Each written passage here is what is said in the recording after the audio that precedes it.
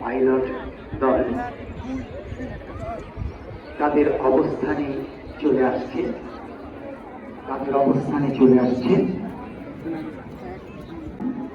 Cadet sergeant Zahid Hasan, cadet sergeant Imran Hossain Mrinmoy, cadet corporal Eden. ওরা আসছে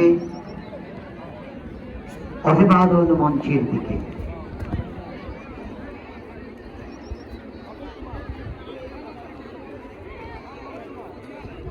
এই ফাঁকে বিচারকদের তাদের আসনে বসার জন্য আমরা বিনীতভাবে অনুরোধ করছি। সম্মানিত বিচারক মণ্ডলী যারা রয়েছেন তাদের আসন গ্রহণ করার জন্য আমরা বিনীতভাবে অনুরোধ করছি। আমরা লক্ষ্য করছি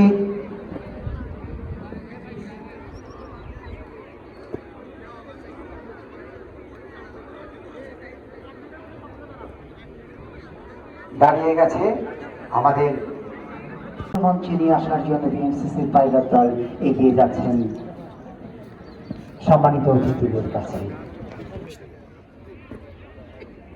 অভিবাদন মঞ্চের ভিতরে আসছেন আজকের অনুষ্ঠানে সম্মানিত বিশেষ অতিথি, প্রধান অতিথি এবং বিশেষ অতিথি মহোদয়।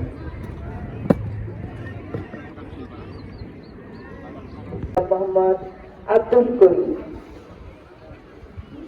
আমরা দেখতে পাচ্ছি সম্মানীয় দর্শক শ্রোতা যারা আছেন গ্যালারিতে এবং আমরা যারা আছি, শ্বেত কপট এবং ফেস্টুন আমাদের অতিথিদের হাতে, সম্মানীয় জেলা অতিথিদের হাতে।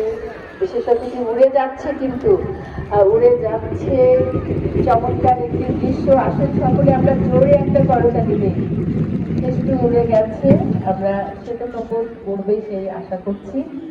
এই মুক্ত আকাশে স্বাধীন মুক্ত আকাশে উড়ে গেল শ্বেত কপট, শান্তির শ্বেত কপট। চমৎকার একটি দৃশ্য।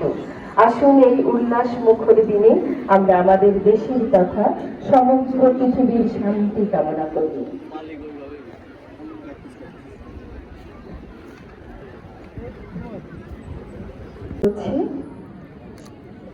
প্রধান অতিথি এবং বিশেষ অতিথির কাছে চলে যাচ্ছেন কমান্ডার আপনার পরিদর্শনের জন্য প্রস্তুত থাক। আমি স্টেডিয়াম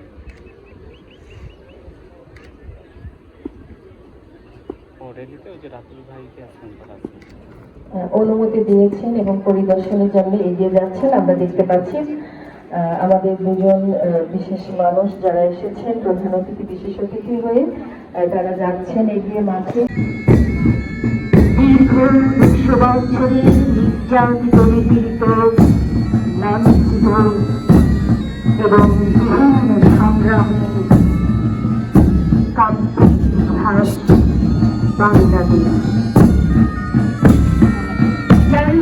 গাইবান্ধাকে টেকসই উন্নয়নের পথে এগিয়ে নিতে হলে আমাদের দৃষ্টি রাখতে হবে দীর্ঘমেয়াদী পরিকল্পনা ও দক্ষতা উন্নয়নের উপর।